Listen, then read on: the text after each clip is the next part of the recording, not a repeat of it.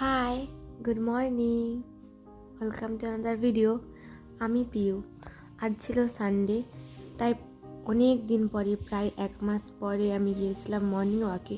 প্রতিদিনই যাওয়ার কথা হয়, কিন্তু কোনো দিনও টাইম হয়ে ওঠে না, সকালে ঘুম থেকে উঠতে পারি না, তাই জন্যে।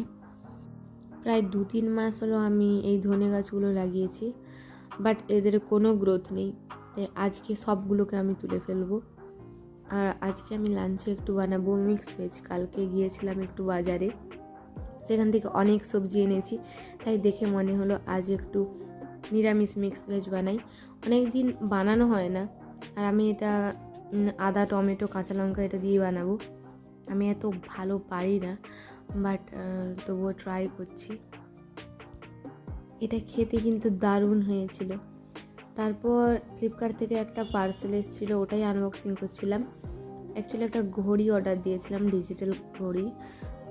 ঠিকঠাক আসেনি ঘড়িটা, একটু এর রিমোট দেওয়ার কথা ছিল, সেটা আসেনি।